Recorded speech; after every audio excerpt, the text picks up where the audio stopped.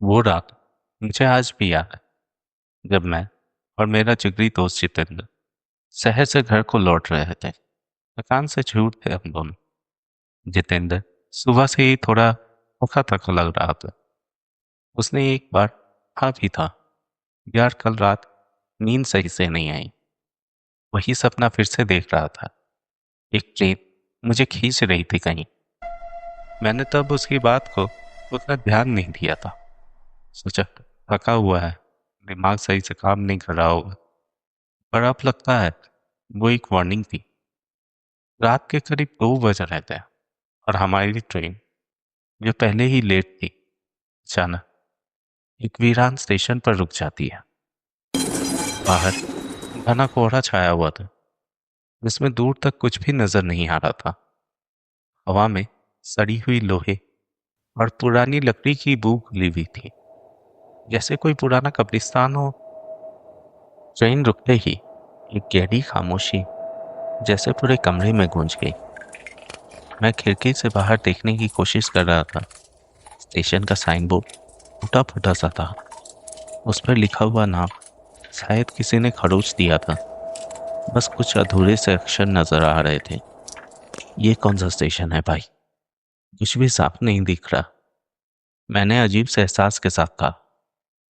जितेंद्र, जो हमेशा से थोड़ा उत्साहित और जल्दबाजी में रहता था, खिड़की पर हाथ रखकर बाहर देख रहा था।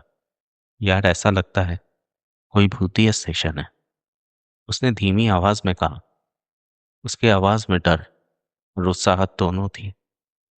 तभी एक धीमी सी आवाज कमरे में गूंज जाती है, जैसे हवा में घुली हुई हो। ये आवाज हम दोनों को बुला रही थी। सुना तूने? मैंने घबरा के कहा, पर उसने कोई जवाब नहीं दिया। उसका हाथ बेकाबू सा कांप रहा था, जैसे वो अपने शरीर पर कंट्रोल नहीं कर पा रहा। फिर अचानक उसने एक परछाई की तरफ इशारा किया। प्लेटफॉर्म के एकदम आखिरी छोर पर परछाई खड़ी थी। उसका यूनिफॉर्म फटा पुराना लग रहा था। उसके हाथ में एक पुराना सा लैम्प था। देख, वो तो हमें ही घूर रहा है, उसने कांपते हुए होठों से पूछा। जितेंद्र तो उठा और दरवाजे की तरफ बढ़ा। मुझे जाना होगा, वो मुझे बुला रहा है। उसकी आवाज अब उसकी नहीं लग रही थी।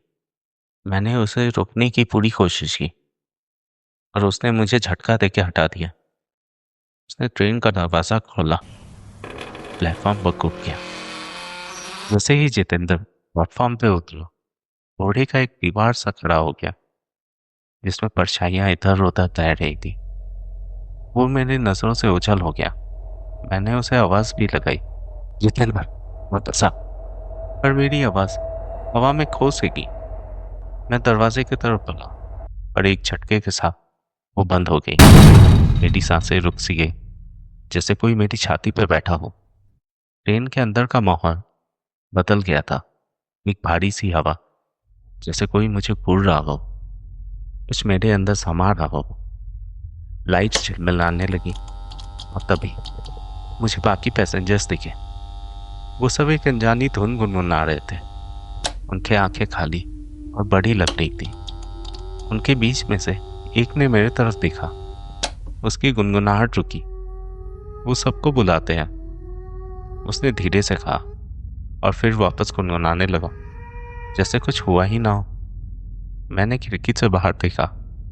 परछाइयाँ, कई सारी परछाइयाँ, सब फटे हुए रेलवे यूनिफॉर्म्स में। उनके चेहरे पुरानी तस्वीरों जैसे। उनकी आंखें चमक रही थी, जैसे वो जितेंद्र के अंदर कुछ खोज रही है। अब जितेंद्र मीटिंग रूम के पास था। बेचान, उसके होठ कांप रहे थे, पर उसकी आंखों में अब कोई डर नहीं था। एक साया उसके पास आता है, उसका हाथ हुए जैसा, शायद ठंडा था। उसने जितेंद्र के कंधों पे हाथ रखा। जैसे ही उसे छुआ, जितेंद्र का शरीर एक झटके से हिल गया, और वो वेटिंग रूम की तरफ बढ़ चला। उसकी आंखें हल्की चमकने लगी थी। मैं दरवाजे पे जोर जोर से हाथ मारता रहा, पर वो दरवाजा जम चुका था। मेरी चीखें खामोशी में घुल रही थी। मैंने उसे क्यों नहीं रोका, ये सवाल मेरे दिमाग में तेजी से घूम रहा था।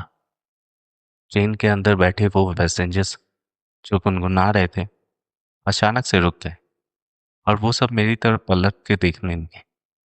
उनके आंखों में कोई एक्सप्रेशन नहीं था, बस एक खालीपन था। जैसे ही जितेंद्र वेटिंग रूम में घुसा, ठंडी हवा ट्रेन के अंदर से गुजरी और एक झटके के साथ ट्रेन आगे बढ़ गई। मेरी सांसें थम सी गई। ट्रेन की स्पीड बढ़ती जा रही थी और मैं खिड़की से बाहर देख रहा था। एक आखिरी झलक जितेंद्र की। वो वेटिंग रूम के अंदर घुस चुका था और स्टेशन की सारी लाइट वैसे बुझ गई। ट्रेन आगे दौड़ रही थी और मैं अकेले उस खौफनाक मंजर के साथ रह गया था। जब ट्रेन ने रफ्तार पकड़ी, तब एक पैसेंजर ने धीरे से कहा, वो वापस आएगा। फिर वो वापस से गुनगुनाने लगा, जैसे कुछ हुआ ही ना हो। जब मैं अगले स्टेशन पहुंचा, मैंने वहां रेलवे स्टाफ को सब कुछ बताया, पर उन्होंने कहा कि इस रूट पे ऐसा कोई स्टेशन नहीं है, जैसे वो स्टेशन भी वहां था ही नहीं। मैं घर लौट आया था, पर मैं अब वो पहले वाला नहीं था। जितेंद्र कहीं नहीं मिल रहा था, उसका फ़ोन भी बंद आ रहा था। मैंने उस रहस्यमय स्टेशन के बारे में रिसर्च भी की। तब मुझे एक पुरानी न्यूज़पेपर क्लिपिंग मिली। कागज़ पुराना था, उस पर हल्के खून के दाग भी थे, जैसे स्टेशन की यादें उसमें बंधी हो। हेडलाइन थी, भूटिया ट्रेन एक्सीडेंट 40 साल पहले रात के 2 बजे ट्रेन में हुई डीरेलमेंट। उसमें एक नाम था, जय कुमार, जो उस रात का शिकार हुआ था। क्या ये मेरा जितेंद्र था या कोई और? ये आज भी एक राज है। हर रात ठीक 2 बजे मैं उसकी आवाज़ सुनता हूँ, लेकिन ये अब ये आवाज़ बहुत साफ लगती है।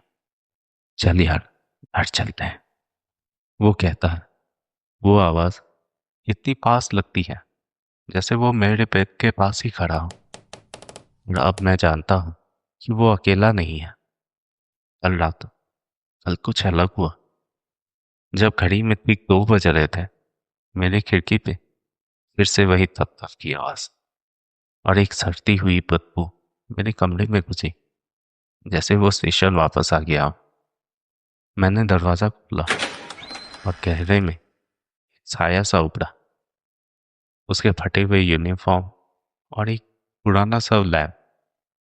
उसने उस लैम्प की रोशनी मेरे चेहरे पर डाली और एक धीमी सी आवाज़ में कहा, अगली बार तू भी मेरे साथ घर चलेगा ना?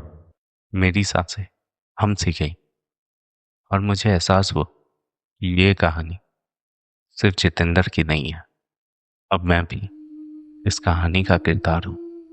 अगर आपको ऐसी कहानियाँ पसंद हो तो प्लीज़ लाइक, शेयर, कमेंट और सब्सक्राइब कीजिए भूत एफएम को।